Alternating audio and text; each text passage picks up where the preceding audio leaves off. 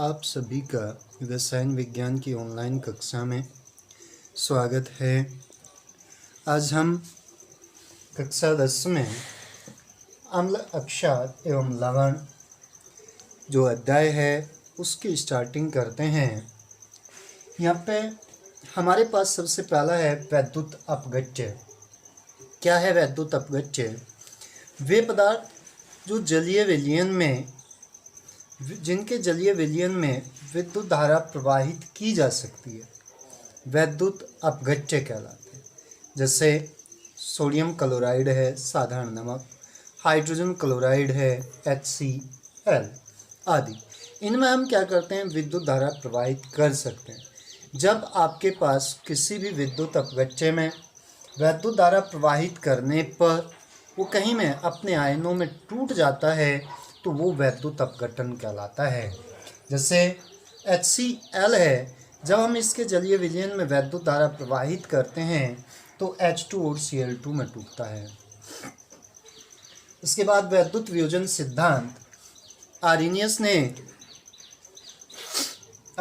ने वैद्युत अपघटन की क्रिया और वैद्युत अपघट्य के गुणों को प्रदर्शित करने के लिए एक सिद्धांत का प्रतिपादन किया, जिस सिद्धांत को आयनिक सिद्धांत या आर्रीनियस सिद्धांत कहते हैं।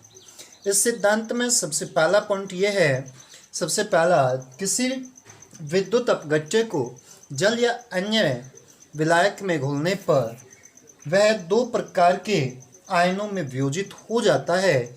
इस क्रिया को आयनन कहते हैं। जैसे सोडियम क्लोराइड है, सोडियम क्लोराइड का आयनन करने पर Na+ और Cl- मिलता है।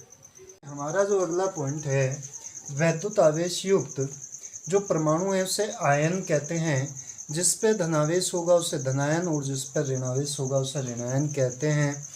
जो हमारा कोई भी वैद्युत अपघट्य है उसमें उपस्थित जो धनायनों और ऋणायनों की कुल संख्या है वो कैसी होती है, बराबर होती है। इसका मतलब है कि जो भी हमारा विद्युत अपघट्य है का जो विलयन है वो विद्युतीय उदासीन होता है। देखिए, जो आयनन की क्रिया है उत्क्रमणीय क्रिया कौन सी होती है? वो अभिक्रिया जिसमें जो अभिकारक है वो उत्पाद में टूटता है और जो उत्पाद है वो पुनः कहीं में अभिकारक में परिवर्तित हो जाते हैं, यदि हम क्या कर दें, कंडीशन को हटा दें। इसका विपरीत एक होता है अनुत्क्रमणीय, जब हमारा अभिकारक कहीं में सीधा उत्पाद में परिवर्तित होता है। अभिकारक कहीं में सीधा उत्पाद में और उत्पाद से पुनः अभिकारक का निर्माण नहीं होता, वो हमारा कैसा होता है, अनुत्क्रमणीय होता है। अगला पॉइंट हमारा ये कहता है कि किसी भी वैद्युत अपघट्य को जब हम जल में घोलते हैं या किसी अन्य विलायक में घोलते हैं तो उसके सभी अणु आयनित नहीं होते। क्या है, सभी अणु आयनित नहीं होते, लेकिन विद्युत अपघट्य का वो भाग जो आयनों में वियोजित हो जाता है, आयनों के रूप में वियोजित हो जाता है, उसे हम उसकी आयनन मात्रा या वियोजन मात्रा कहते हैं। देखिए, जो विद्युत अपघट्य है, विद्युत अपघट्य के जो भौतिक और रासायनिक गुण हैं, जो उसके आयनन का स्वभाव है और आयनन की मात्रा है, उस पर निर्भर करते हैं। देखिए, वैद्युत अपघट्य में जो वैद्युत अपघट्य है उसमें विलयन की जो वैद्युत चालकता है वो विलयन में उपस्थित आवेश की संख्या और उसके आवेश पर निर्भर करती है। आवेश की संख्या और आवेश की मात्रा पर निर्भर करती है। यदि संख्या और आवेश की मात्रा अधिक है तो हमारी वैद्युत चालकता भी कैसी होगी, अधिक होगी। विद्युत अपघट्य की आयनन मात्रा को प्रभावित करने वाले कारक, देखिए कौन कौन से कारक हैं। सबसे पहला, वैद्युत अपघट्य की प्रकृति, कि हमारा जो वैद्युत अपघट्य है वो दुर्बल है या प्रबल वैद्युत अपघट्य है। दूसरा, विलयन की सांद्रता, के विलयन तनु है या सांद्र है। तीसरा, विलायक की प्रकृति, कि विलायक कैसा है। चौथा, विलयन का तापक्रम, अर्थात जो विलयन का ताप है। अगला पॉइंट है जो हमने चैप्टर का नाम लिया था अम्ल, अक्षार एवं लवण। तो अम्ल क्या है, सबसे जरूरी बात है अम्ल क्या है। देखिए, अम्ल वे पदार्थ हैं जो जलीय विलयन में हाइड्रोजन आयन देते हैं। अम्ल वे पदार्थ हैं जो जलीय विलयन में हाइड्रोजन आयन देते हैं। ये परिभाषा किसके अनुसार है? आर्हेनियस के सिद्धांत के अनुसार है। देखिए जैसे HCl है, H प्लस Cl माइनस है, HNO3H प्लस HNO3 माइनस है। ऐसे ही आपके पास H2SO4 है, जब आप इसका आयनन करते हैं तो 2H प्लस प्लस पे SO4 पे 2 माइनस आता है। देखिए जो हमारे पास ये हाइड्रोजन आयन है, ये जलीय विलयन में स्वतंत्र नहीं रह सकता, अर्थात जो जल है उसके एक अणु के साथ संयोग करता है और हाइड्रोजनियम आयन बनाता है। क्या बनाता है? हाइड्रोजनियम आयन बनाता है। H प्लस प्लस का H2O is equal to H3O plus hydrogenium ion. अर्थात हम ये कह सकते हैं कि अम्ल वे पदार्थ हैं जो जलीय विलयन में हाइड्रोजनियम आयन देते हैं। अतः अम्ल वे पदार्थ हैं जो जलीय विलयन में हाइड्रोजनियम आयन देते हैं। देखिए हमारा जो अगला पॉइंट है, अम्लों के सामान्य गुण। अम्लों के क्या क्या गुण हैं? सबसे पहला, अम्लीय विद्युत के सुचालक होते हैं, अर्थात इनमें से विद्युत धारा प्रवाहित की जा सकती है। जो विद्युत धारा का प्रवाह का कारण है वो इसमें उपस्थित हाइड्रोजन आयन हैं। क्या है? हाइड्रोजन आयन हैं।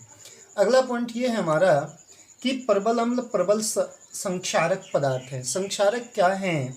वे पदार्थ जो किसी को गलाकर, मतलब गला देते हैं। संक्षारण का मतलब होता है गलाना, दूसरे पदार्थ को क्या करते हैं? गला देते हैं।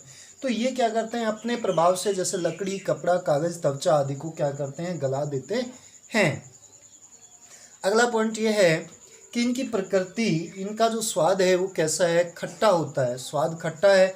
और जो संक्षारण प्रकृति है उसके कारण हम इन्हें चखकर नहीं देखना चाहिए, क्योंकि जब हम इनको जीभ पर रखेंगे तो हमारी जीभ क्या हो जाएगी?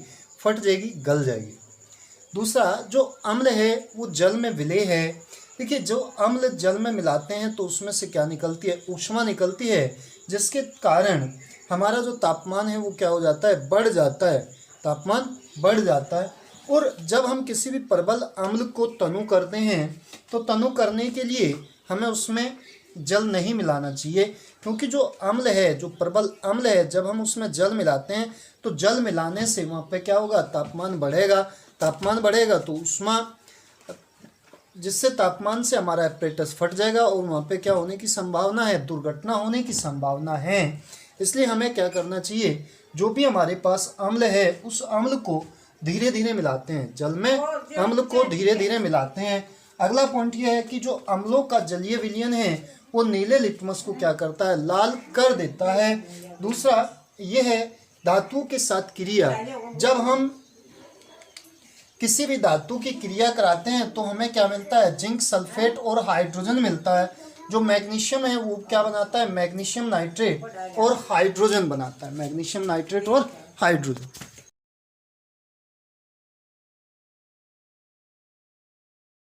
देखिए हमारा जो पॉइंट है धातु कार्बोनेटों से अभिक्रिया। देखिए जब हमारे पास अम्ल है किसी भी धातु कार्बोनेट के साथ क्रिया करता है तो लवण, कार्बन डाइऑक्साइड और जल का निर्माण करता है। जैसे सोडियम कार्बोनेट है 2HCl के साथ क्रिया करता है, 2NaCl प्लस CO2 प्लस का H2O बनता है। ऐसे ही कैल्शियम कार्बोनेट है सल्फ्यूरिक अम्ल के साथ क्रिया करता है, कैल्शियम सल्फेट, कार्बन डाइऑक्साइड और जल बनता है CaSO4। ये हमारा क्या है? लवण है। ये क्या है? एक लवण है। जब हम धातु बाइकार्बोनेट के साथ क्रिया कराते हैं तो हमें क्या मिलता है? लवण, जल और कार्बन डाइऑक्साइड मिलता है। सोडियम बाइकार्बोनेट NaHCO3 प्लस का HCl क्या बना? NaCl प्लस का H2O प्लस का CO2। जो हमारा धात्विक ऑक्साइड है जब हम उसके साथ क्रिया करते हैं कॉपर ऑक्साइड प्लस का 2HCl CuCl2 प्लस का H2O क्यूप्रिक क्लोराइड बनता है। CaO प्लस का 2HCl कैल्शियम क्लोराइड और जल बनता है। इसके बाद क्या आता है? अक्षार आते हैं। देखिए हमारा जो पॉइंट है वो है अक्षार। देखिए जैसे अम्ल था जो जलीय विलयन में क्या देता है? हाइड्रोजन आयन देता है, H प्लस देता है। जो हमारा अक्षार है वे यौगिक जो जलीय विलयन में हमें क्या देते हैं? OH माइनस देते हैं, अक्षार कहलाते हैं। जैसे सोडियम हाइड्रोक्साइड है Na प्लस प्लस का OH माइनस, तो ये हाइड्रोक्सिल आयन किसकी पहचान कराता है? अक्षार की पहचान कराता है। ऐसे कैल्शियम हाइड्रोक्साइड है Ca पे 2 प्लस प्लस का 2OH माइनस, ये बन गया। ऐसे ही हम क्या लिख सकते हैं, KOH लिख सकते हैं। इसके आयनन से हमें क्या मिलेगा, K प्लस का OH माइनस मिलता है। ऐसे ही हम क्या लिख सकते हैं, MgOH का ट्वाइस लिख सकते हैं, मैग्नीशियम हाइड्रोक्साइड लिख सकते हैं। तो ये हमारे क्या हैं, अक्षार हैं। अगर हम गुण की बात करते हैं तो गुण सबसे पहला है, जो प्रबल अक्षार हैं वे प्रबल अम्ल की भांति संक्षारक होते हैं, अर्थात जो लकड़ी, कागज़, कपड़ा, त्वचा आदि को गला देते हैं, लेकिन जो इनकी संक्षारक प्रकृति है वो प्रबल अम्ल की तुलना में कम होती है। इनका स्वाद तीखा और जलन उत्पन्न करने वाला होता है, इसलिए हम इनको चखकर नहीं देखते। अगला पॉइंट ये है कि ये जल में विलय होते हैं, जल में घुलनशील होते हैं। इसमें ये उष्मा अक्षेपी वाली अभिक्रिया नहीं है कि हम अम्ल को मिलाएं या जैसे अक्षार है, अक्षार को जल में मिलाएं या जल को अक्षार में मिलाएं, उससे फर्क नहीं पड़ता। अगला पॉइंट है, ये लाल लिटमस को नीला कर देता है। देखिए लिटमस क्या है, लिटमस पत्र क्या है। एक कागज़ होता है, एक विशेष प्रकार का कागज़ है जिससे हम अम्ल में डालते हैं या अक्षार में डालते हैं। देखिए जो लाल लिटमस है वो कैसा हो जाता है, अक्षार में जाते ही नीला कलर देता है, और यदि लिटमस पत्र को डालते हैं अम्ल में तो वो कैसा कलर का होता है, लाल कलर का हो जाता है। कैसा हो जाता है, लाल कलर का हो जाता है। अगला पॉइंट है, साबुन कैसे होते हैं। जो अक्षार हैं वो साबुन जैसे चिकने होते हैं। अक्षार क्या है, साबुन जैसे चिकने होते हैं। इसके बाद अगला पॉइंट है, जो हमारे अक्षार हैं वो उच्च अणुभार वाले वसीय अम्लों से, उच्च अणुभार वाले वसीय अम्लों से क्रिया करके साबुन का निर्माण करते हैं। देखिए हमारे पास आर क्या है, एल्किल समूह है, जैसे C17H35, ऐसा उच्च अणुभार वाला, तो ये क्या हो जाता है, पामेटिक अम्ल हो जाता है या स्टेरीन होता। तो CH2COOR single bond CHCOOR single bond CH2COOR, तो हम इसे क्या कह सकते हैं, वसा कह सकते हैं। जो वसा है वो 3NaO है, अक्षार के साथ क्रिया करता है। देखिए यहाँ से जो हमारा OH है वो इस भाग के साथ जाता है इतने के CH2 single bond CH single bond CH2, और क्या बनाता है, ग्लिसरॉल बनाता है। जो ये भाग है ये सारा भाग आपस में जुड़ता है और किसका निर्माण करता है, साबुन का निर्माण करता है। इसको हम क्या कहते हैं, साबुन कहते हैं।